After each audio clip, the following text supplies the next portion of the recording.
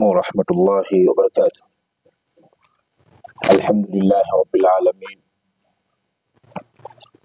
الحمد لله رب العالمين يا رب، حمدا يليق بكماله، وأشهد أن لا إله إلا الله، وأشهد أن سيدنا وحبيبنا وعظيمنا وسيدنا ومعلمنا محمد صلى الله عليه وسلم. Amma baadhi, ndugu zangu watukufu wa Kiislamu wa mji huu mtukufu mzuri wa Limuru, mji ambao kwamba umeneemeshwa na umepewa fadhila nyingi, ikiwemo fadhila yenyewe, neema kubwa kabisa ni baridi na hali ya weather kuwa ya utulivu. Hii yote ni kwa rehma na mapenzi yake Mwenyezi Mungu Subhanahu wa Ta'ala. Hamna budi wenyeji wa Limuru kumshukuru Mwenyezi Mungu Subhanahu wa Ta'ala kwa neema hii, kwa sababu kuna miji zingine au miji mingine kuna joto ya hali ya juu sana. Baadhi ya miji mingine kuna hali ya tabu sana, hali ya weather sio nzuri. Lakini huku Limuru alhamdulillah, Mwenyezi Mungu amewapa neema, kuwapa baridi na kuwapa hali ya weather nzuri. Hii yote kwa rehema yake na penzi yake Allah Subhanahu wa Ta'ala. Ndugu zangu watukufu wa Kiislamu, tutazungumzia mada ambao kwamba kutokana na wenyeji wa huku wengi kusilimu na wengi kutofahamu Uislamu, tutazungumzia kuhusu nguzo za Kiislamu, bunya al-Islam ala 5. Tutazungumzia nguzo 5 za Kiislamu, ambapo kwamba Uislamu umejengwa na nguzo 5. Nyumba isipokuwa na nguzo, nyumba hii itakuwa haiko imara. Ndio mfano wa mwanadamu au Muislamu ambaye kwamba hajaweza kuzijua hizi nguzo 5 au hajaweza kuzifahamu hizi nguzo 5, basi Uislamu wake utakuwa una mashaka. Nguzo ya kwanza, al-awwalu ni shahadatu an la ilaha illa Allah wa ashhadu anna Muhammadan Rasulullah. Nguzo ya kwanza katika Uislamu ni shahada. Shahada ni tamko ambalo kwamba linamaanisha ni kumwamini Mwenyezi Mungu ambaye ni mmoja, hana mshirika, hana mfano wake, hana mtoto Mungu, wala hajazaa wala hajazaliwa. Hii ndio kilima ya shahada. Muislamu, ukiwa Muislamu wa kweli, lazima udhibitishe na uamini kwamba Mwenyezi Mungu ni mmoja, sio kama wenzetu wanavyoamini kwamba Mwenyezi Mungu ana mtoto, Mwenyezi Mungu amezaliwa, au Mwenyezi Mungu kuna mfano wake. Mwenyezi Mungu hana mtoto. Katika sura ndogo inasema qul huwa Allahu ahad Allahu samad lam yalid wa lam yulad wa lam yakul lahu kufuwan ahad. Mwenyezi Mungu hakuzaa wala Mwenyezi Mungu hakuzaliwa na wala Mwenyezi Mungu hakuna mfano wake katika huu ulimwengu. Wenzetu tunasema Mungu ana mtoto, wengine wakisema Mungu kwamba ametuumba kwa mfano wake, lakini Mwenyezi Mungu hakuna aliyefahamu au anayemjua Mwenyezi Mungu yuko katika sura gani, yuko vipi Mwenyezi Mungu, hakuna anayefahamu hata mmoja. Kwa hiyo Mwenyezi Mungu katika Uislamu kusema shahada ni ashhadu an la ilaha illa Allah. Ninaamini kwamba, naamini kwa moyo, si kwa mdomo, ni kuamini kwa moyo kwamba hakuna Mola, hakuna Mungu ambapo kwamba anayepaswa kuabudiwa isipokuwa Allah.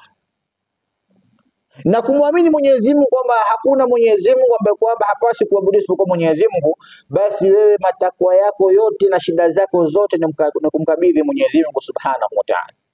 Jambo lako lolote, ukiona tatizo lako lolote, basi ni wewe kama Muislamu umemwamini Mwenyezi Mungu, basi ni kumwelekea Mwenyezi Mungu Subhanahu wa Ta'ala na kumuomba matatizo yako na matakwa yako ambayo kwamba uko nayo, na Mwenyezi Mungu atakujibu ukiwa na imani. Lakini kwa sababu Mwenyezi Mungu anambia ud'uni astajib lakum, niombeni nitawajibu, niombeni nitawapa. Kwa hiyo hii kilima ya imani pana sana, ni ashhadu an la ilaha illa Allah wa ashhadu anna Muhammadan Rasulullah. Na hii kilima nyingine, wa ashhadu anna Muhammadar Rasulullah, na kumwamini mtume Muhammad ni mtume wa Mwenyezi Mungu na ni mjumbe wa Mwenyezi Mungu.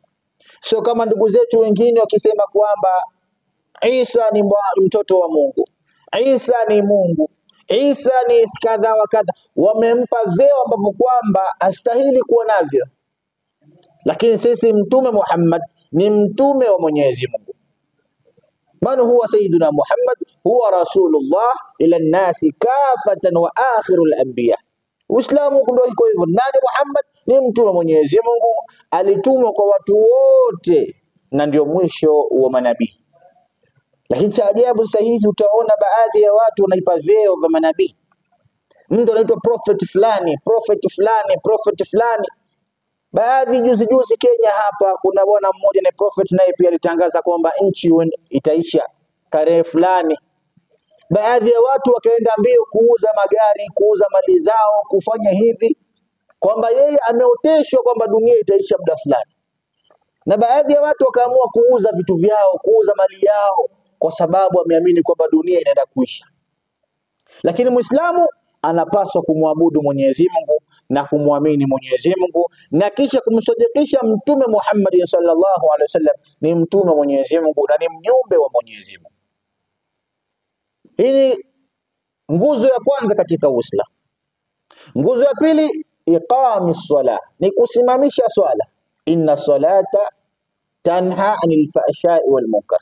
Wengine wanasema inna salata ala almu'minina kitaban mawquta. Hakika swala haiambatani na maovu, swala haiambatani na mambo machafu. Nguzo ya pili katika Uislamu ni Muislamu kuambatana na swala, ni kushikamana na ibada. Ibada yenyewe ni swala, ndugu zangu watukufu wa Kiislamu. Lakini baadhi ya wenzetu na baadhi ya ndugu zetu Waislamu wameghafilika na jambo hili la ibada la swala.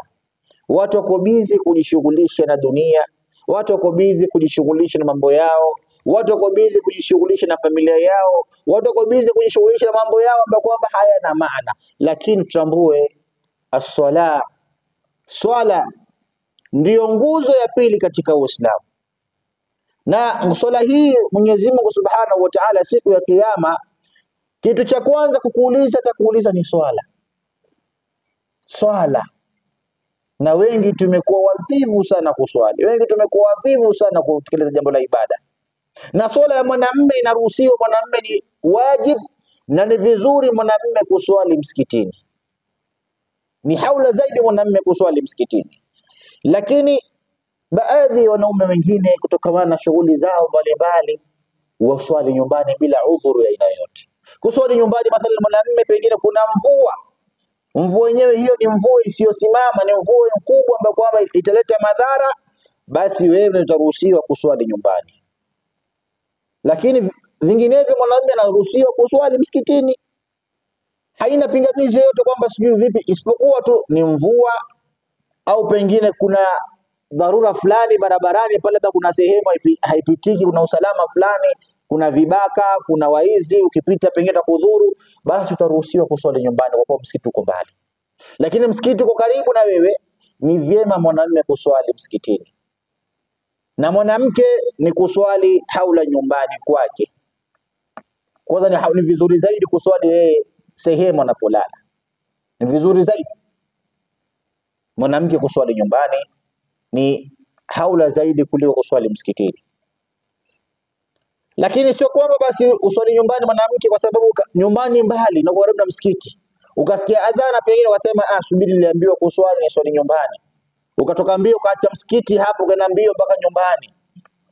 Hapana. Kama msikiti uko karibu na wewe uko kazini na nyumbani mbali, usiingie gharama, pengine nyumbani ni sehemu ya fare 200 300 ukapanda gari kuelekea nyumbani kwa sababu ya kuswali. Kama msikiti uko karibu, wewe unaswali msikitini. Hii swala ni muhimu sana. Na swala yenyewe tunaambiwa inna salata lil mu'minina kitaban mawquta. Swala imewekwa kwa wakati maalum kwa waumini. Sio swala ya dhuhuri wewe unaswali saa 10. Saa 10 unaswali saa 2. Saa 2 wewe unaswali subuhi unaswali saa 3. Hapana. Swala imewekwa kwa wakati maalum. Ni saa 7 ni saa 7. Si saa 7 unaswali saa 10.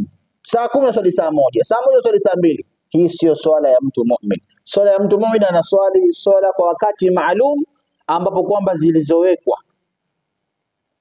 Nguzo ya pili ni as-sala. Ya tatu itau zaka, ni kutoa zaka. Zaka hii ni kila mmoja ambapo kwamba ina kiwango maalum ya mtu kutoa, na ni wajibu. Watu wengine wanajipa maradhi, hawaumwi, anakuambia mimi nina alsa, mimi nina hivi, mimi nina hivi, lakini uoga wa kufunga. Na Mwenyezi Mungu Subhanahu wa Ta'ala tuambia as-sawmu li wa ana ajzi bi. Somo ni yake Mwenyezi Mungu Subhanahu wa Ta'ala, na Mwenyezi Mungu ndiye atakayelipa hii somo. Unajua jinsi gani atakayelipa hii somo? Hawezi jua mtu aliyefunga. Unapata mtu uso wake umekuwa wa huzuni, uso wake umekuwa wa unyonge, lakini mtu huyu kumbe hajafunga. Ndio Mwenyezi Mungu akasema somo ni siri yake baina yeye Mwenyezi Mungu na mja aliyefunga. Na kufunga ni lazima, ndugu zangu watukufu wa Kiislamu. Sema tu ikiwa wewe basi unaumwa au na maradhi ambayo kwamba itakusababishia ukifunga pengine itakusababishia maradhi au itakusababishia matatizo fulani, basi unaruhusiwa usifunge, bali utatumia dozi, utatumia dawa, na baadaye ukishakuwa sawa, ukipona tayari, watakiwa uzilipe zile saumu ambazo kwamba uliziacha. Lakini wengi wetu tumekuwa ni wavivu wa kufunga. Inapofika mwezi mtukufu Ramadhani, wengi wanasubiria tu ifike saa moja tusikie adhan na tuanze tukula. Lakini isipokuwa somo hii ni ibada. Maana ya somo sio kufunga kula peke yake, ni kufunga na kila machafu, ni kufunga kila maasi. Wewe ulikuwa pengine wewe ni mnywaji pombe, mnywaji mvinyo, ni kuacha kunywa pombe. Wewe ulikuwa ni mwizi, ni kuacha uwizi. Wewe ulikuwa mcheza kamari, ni kuacha kucheza kamari. Mwezi mtukufu wa Ramadhani. Na mwezi huu mtukufu wa Ramadhani ukiangalia ni mwezi wa ajabu sana.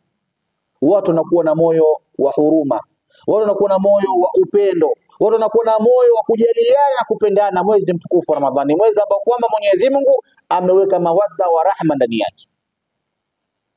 Na kila kisa kimoja, jamaa mmoja, huyu bwana alikuwa anasumbuliwa na maradhi ya tumbo. Ikafika msimu na muda, ikabidi huyu bwana aende hospitali. Kufika hospitalini, huyu bwana akaandikiwa kufanyiwa operation tumboni. Lakini huyu bwana akafikiria nikifanywa operation na mwezi mtukufu Ramadhani, bado wiki moja karibia mwezi mtukufu Ramadhani, je, nikifanywa operation sitaweza kufunga mwezi huu wa Ramadhani? Huyu bwana amwambia daktari, mimi naomba uniandikie appointment, baada ya mwezi mtukufu Ramadhani ukiisha nitarudi tena unifanyie operation. Daktari yule amwambia ni sawa, lakini vyema kufanya operation mapema. Yule bwana amwambia daktari, sikatai kufanya operation, lakini nahofia mwezi mtukufu Ramadhani unapoingia sitakuwa mwenye kufunga kwa sababu nitakuwa nimefanyia operation. Ninaomba kama kuna uwezekano unisogezee mbele basi hii operation yangu nije kufanya operation baadaye. Daktari yule amwandikia appointment tarehe fulani mwezi fulani Ramadhani itakuwa imeisha. Yule bwana kuandikiwa appointment, Ramadhani inaingia. Huyu bwana yuafunga mwezi mtukufu Ramadhani yote bila udhuru na yote, amefunga mwezi wote. Kufunga mwezi wote, mwezi mtukufu Ramadhani ulivyoisha, ikabidi sasa huyu bwana afate appointment yake kuelekea kule hospitali. Ameelekea hospitalini. Kufika hospitali na mkuta daktari, amemwambia daktari, nimekuja nimekuja hapa. Yule bwana kuchunguza utumboni mwake, naambia inabidi uende India. Anaandikwa transfer ya hospitali kwenda kufanya operation India. Ni baada ya muda mrefu tumbo lake liko na shida, lakini amesema kwamba mwezi mtukufu Ramadhani uishe anarudi tena. Mwezi mtukufu Ramadhani umeisha, amefunga vizuri na amerudi hospitali. Anapigwa transfer kwenda India. Madaktari wanamchunguza ugonjwa ule, na kuchunguzwa anakutwa ugonjwa hakuna tena tumboni. Anaulizwa, jamani, wewe umetumia dawa gani? Umeenda hospitali gani ambapo kwamba amekutibu hali ugonjwa wako huu ulikuwa na kufanyia operation? Mpaka sasa hivi ugonjwa uko salama salimini, uko sawa kabisa. Umetumia dawa gani? Umetumia mbinu gani? Yule bwana mwambia, situmia mbinu ya aina yoyote, isipokuwa daktari wangu ni Allah subhanahu wa ta'ala. Mwezi mtukufu Ramadhani niliweza kufunga mwezi wote na Mwenyezi Mungu Subhanahu wa Ta'ala ndiyo akaniondolea haya maradhi. Ndugu zangu watukufu wa Kiislamu, somo kufunga mwezi mtukufu Ramadhani ni dawa. Wallahi kupushia mambo mengi, hukuondolea mambo mengi, na moyo na mwili wa binadamu itaji service. Tunakula vitu vingi sana ndugu zangu. Tunakula mambo ya kemikali sasa hivi, kila kitu ni chemical. Unapanda nyanya sasa hivi, nyanya, tomato, unapanda sasa hivi tomato, lakini baada ya siku 3 unakuja kuvuna tomato hiyo na kisha unaanza kuipika. Kwa sababu ni madawa. Kuku hawa tunaokula sasa hivi ni kuku wa madawa. Sio kama wazee wetu wa zamani walivyokuwa wanakula kuku au wanakula vitu vya kwamba natural. Sasa hivi kila kitu ni chemical. Mwili wetu huu sasa hivi utajiona wewe ni mzima, lakini ukienda hospitalini sasa hivi utaambiwa una pressure, utaambiwa una ulcer, utaambiwa na magonjwa kila aina. Kwa sababu gani? Ni vyakula tunavyokula ndugu zangu watukufu wa Kiislamu. Na Mwenyezi Mungu Subhanahu wa Ta'ala ametokea service. Ametokea service Mwenyezi Mungu Subhanahu wa Ta'ala. Service yenyewe kila ndani ya wiki kuna service ya mwanadamu mara 2. Kwa wiki kuna service ya mwili ya mwanadamu, unatakiwa ufanye service mwili wako mara 2. Service yenyewe ni service gani? Ni siku ya Jumatatu na siku ya Alhamis. Siku hizi mbili mwanadamu inabidi wewe ufunge, ni sunna kufunga Jumatatu na Alhamis. Ukifunga Mwenyezi Mungu Subhanahu wa Ta'ala, hii ni service. Unapumzisha baadhi ya digestion kutoka mwili wako na baadhi ya sumu huondoka katika mwili wako. Na baadaye kila baada ya siku 2 alafu kuna service ya kila mwaka. Service ya kila mwaka ni mwezi mtukufu wa Ramadhani. Angalia Mwenyezi Mungu alivyotupenda. Lakini mwanadamu huyu utapata siku ya Jumatatu na Alhamis kufunga ni ngumu kwake. Isipokuwa hii siku ya Jumatatu na Alhamis ni service kama gari, unavyokuwa gari kila baada ya siku kadhaa utaendesha mwendo fulani, utakuwa ufanya service, umwage oil, upake grease, ufanye hivi, na mwanadamu vile vile kadhalika. Kila baada ya wiki moja utakiwa ufanye service mara 2. Ufunge siku ya Jumatatu na Alhamis. Na baada ya hapo kila baada ya mwaka kuna wiki moja ambayo hiyo baada kila baada ya mwaka kuna service kubwa ambayo kwamba ni siku ya mwezi mtukufu wa Ramadhani. Hii ni nguzo ya 4 katika Uislamu. Na nguzo ya mwisho ni Hijjul Bait man istata'a ilayhi sabila, ni kuenda katika mji mtukufu wa Maka kule kuzuru nyumba tukufu ya Al-Kaaba, ambapo kwamba ina historia ndefu sana hadi leo hii Waislamu kwenda kuuzuru nyumba hili Al-Kaaba ya Maka kule. Historia ni ndefu sana. Mwenye uwezo lakini. Na kule Maka mpaka uitwe na Allah Subhanahu wa Ta'ala. Mtu hawezi kwenda hivi hivi. Ni wangapi leo matajiri wa Kiislamu lakini bado hawajaweza kufanya hii ibada ya hija. Ibada ya hija mpaka Mwenyezi Mungu Subhanahu wa Ta'ala akuchague na akupende. Kwa hiyo ndugu zangu watukufu wa Kiislamu, Mwenyezi Mungu Subhanahu wa Ta'ala, haya maisha ni mazuri na hatakuwa sawa hadi sisi wenyewe tumkumbuke Mwenyezi Mungu Subhanahu wa Ta'ala, na Mwenyezi Mungu atujalie alladhina yastami'una alqawla fayattabi'una ahsana. Allahumma atina fid dunya hasana wa fil akhirati hasana wa qina adhaban nar birahmatika ya arhamar rahimin. Wa sallallahu ala sayidina Muhammadin wa ala alihi wa sahbihi wasallam walhamdulillahi rabbil alamin wa jazakumullahu khairan.